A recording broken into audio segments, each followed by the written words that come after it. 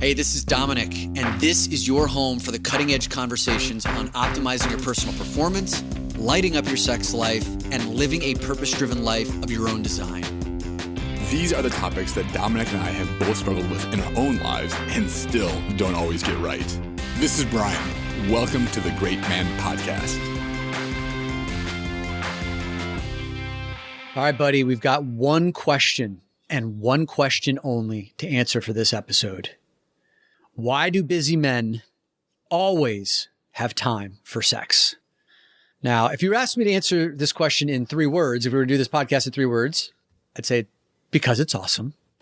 But we're going to expand upon it. And I think the way to set this up is there are many answers to that question, why busy men have sex. And the reason why this question is even posed is we have plenty of people who are in partnerships with men who oftentimes complain that men who are busy out conquering the world don't have time for emotions, don't have time to sit down, don't have time for dates, but they always make time for sex. So there's this complaint, but why do busy men always have time for sex? At the drop of a hat, I will skip meetings. I will skip cancel. I will skip commitments of the highest order to have sex. This is true. Right. We will cancel clients in a moment's notice to be ready for sex. And then the question is, why? And so if we're just to get out of the way, the fact that sex is amazing, and oftentimes sex is a place for you to connect with your partner. Maybe it is like you're dropping everything for sex so that you can have deep, intimate connection. We're going to put all that on the side and we're going to narrow our focus to one particular point of conversation that gets very little discussion about why busy men always have time for sex. And it's because busy men are often starving for feelings and sensations that feel good in the body. Now, follow me here for a minute, man, and challenge me on this. Like if you're not feeling any of this, okay? So here are some of the predominant feelings that men who are chronically busy experience in the body: overwhelm, tension, stress, anxiety, tightness, numbness, aches, pains, strains, worry, a racing mind, a churning stomach. Dude, it sucks to be in a body where these are the chronic environmental conditions. And I'm speaking from, my own personal experience like this for many years. And so what I've come to realize is being in that nonstop, hyper-masculine, all gas, no break beast mode, makes Jack a really depleted boy. And ultimately what you're craving is relief, right? You're craving relief from the feelings that you're constantly experiencing in your body. And I'll pause here in a second, but like relief from the burden of your responsibilities, escape from the chronic anxiety, a respite from the inner turmoil, rumination, churn, a reprieve from that raucous monkey mind that, Mark Melvin talked about in one of the Mindfulness for Men episodes, and just an interruption from the repetitive monotony of feeling tense and overwhelmed all the time. You just want relief from that. So why wouldn't you be ready for sex at the drop of a hat to just get rid of all that? Well, and to go back to one of the premises of this conversation, it's also one of the best and quick fixes of those symptoms, of those feelings, right? Like immediately your mind's focused on the present. You're feeling energized, which you may not feel if you're in the monotony or you're in the grind. You and I ran a little experiment way back. It may have been one of our first Discerning Dick live experiences where we had guys like basically experiment, like journal. What happened throughout their day when all of a sudden they got hard and they wanted to masturbate? And the question that we ask guys is, what happened right before that? What was going on in your day? What happened? What triggered you? And what we heard from guys is that it was amazing how they would get an email from an investor or somebody else and all of a sudden their dick gets hard. It's like, well, why the hell did that happen? Why am I I'm not even attracted to this investor. I don't really get it. Right? Yeah. And it's just like our bodies are so primed for distraction, for relief, for like, wait a second, I don't want to deal with this right now. And so the fastest thing the body knows to do is, bing! That's the noise of an erect dick. Yep, that's the noise. That says, like, take care of me because this will feel good. This will feel good. in the moment. And so, yeah, man, that feeling of relief, I think that's probably the best word. It's not a conscious thing. Like without doing the experiment or doing the journaling, all we really feel is, oh man, I'm horny. Yeah. Oh Yeah. God. And it's so constant, right? So our bodies are in this state that's constant. And so when an opportunity arises to have sex, we take it. Totally. We're into it. Yeah. You make this really important link between the stress we're experiencing and the tension we're experiencing and the need for release, right? So that email from the investor comes in, there's something that's, maybe it's frustrating, maybe it's anxiety inducing, maybe there's a deadline that needs to hit, maybe there's a curveball that's been thrown, and that energy builds in the body and it feels chaotic. And your body, if it's not trained to hold that, wants to release it.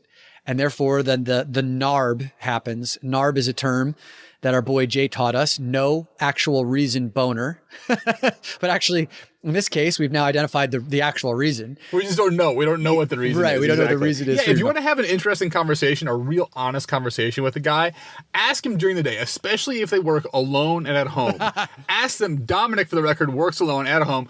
Ask them how many times a day they think about masturbating. Not necessarily that they do it, but they're at least, what would be a good idea right now? Right now, it's 12:30 and I'm about to have lunch and maybe I'll jerk off. Right. That's a thing. It is an absolute thing. And it's not because there's nothing in our space, in our physical space that just we were attracted to, therefore we got horny. So what is it? And that's what we're talking about here. And I think so it's important to recognize that what you're actually craving is relief.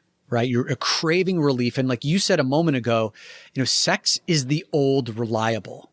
You make time for sex or for masturbation because it's the most accessible, potent, and reliable force for relief, for nourishing, being in that hyper-masculine body that's in severe depletion of good feelings.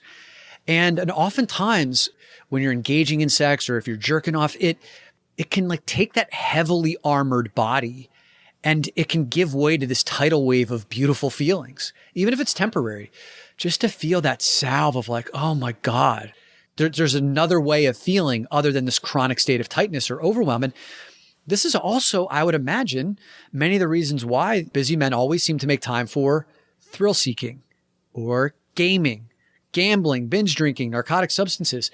We are reading a book that you recommended in the mastermind, Jane McGonigal's book, Super Better. Jane McGonigal has been a multiple-time guest on the Tim Ferriss podcast. She was on there recently. She studies, Silicon Valley. Well, not Silicon Valley so much, more so the gaming arena.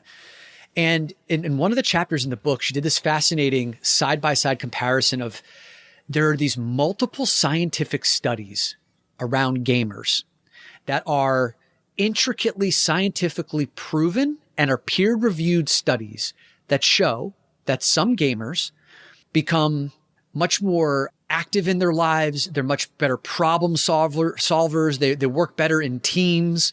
They're much more creative thinkers, have higher perseverance.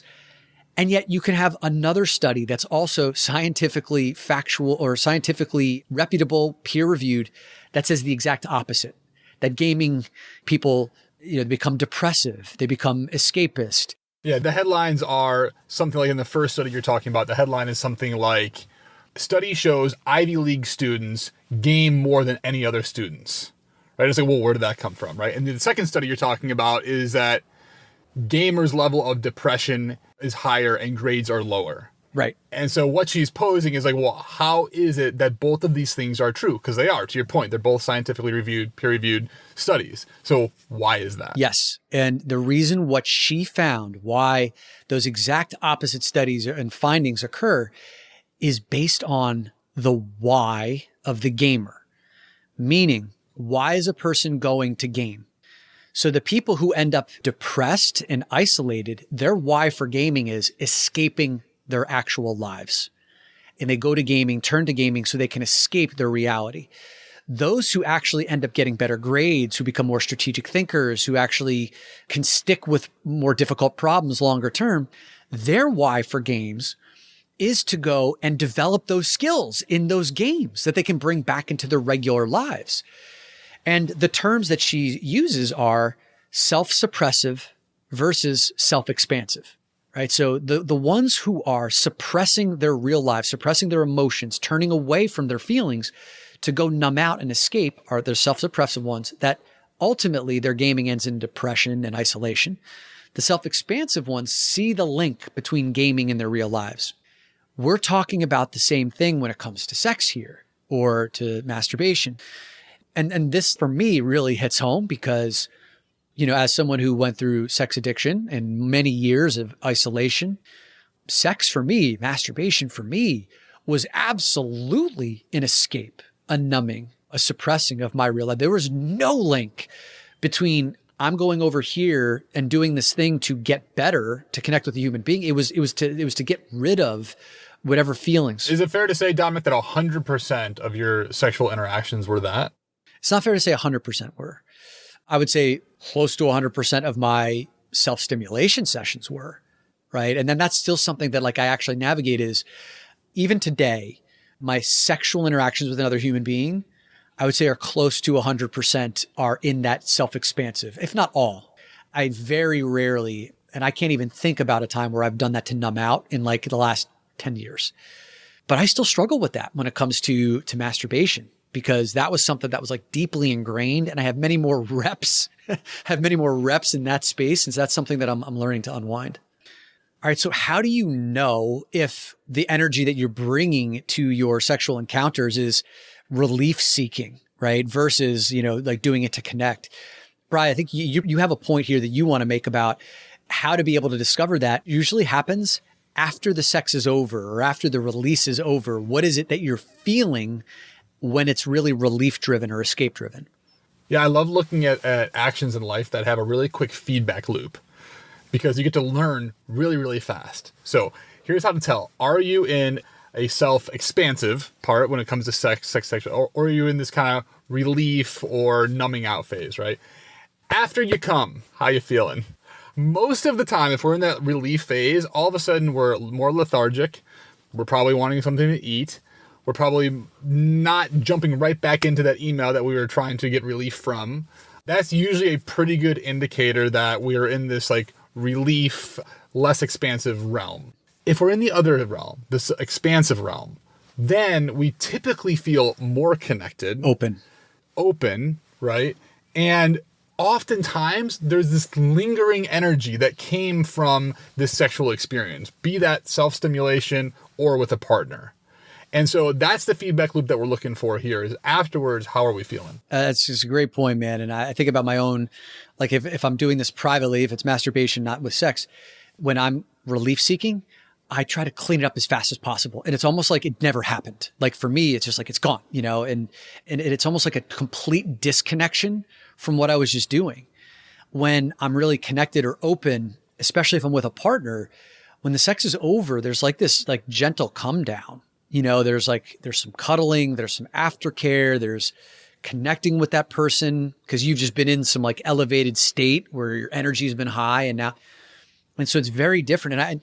And also you talk about the feedback loop, your partner can tell if you have brought escapism, a need for relief, wham, bam, thank you, ma'am. And then you're in, you're out, and you roll on, you roll off, and then you're on to the next thing.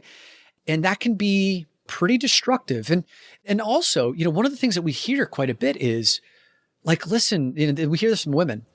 When you tell me that you don't have time to navigate some of the emotional stuff in our relationships, you can't hold space for some of the emotional conversations, but you're ready to make time to extract the pleasure from my body. That's pretty shitty. It makes me feel like that the only thing you want from me is this. And I see you got something brewing on that one. So we brought this parallel of gaming right into this, and how in one case it's self-expansive, in the other case it's like a relief seeking, right?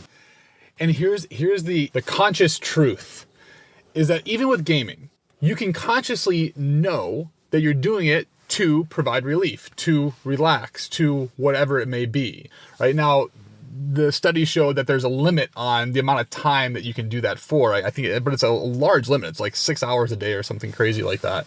But the difference is knowing why you're doing it. And when we bring this into the realm of sex and partnership, it doesn't mean that women, because I've heard this from women a lot, it's sometimes they like the wham bam thank you ma'am. Let's do this fast. Let's move out.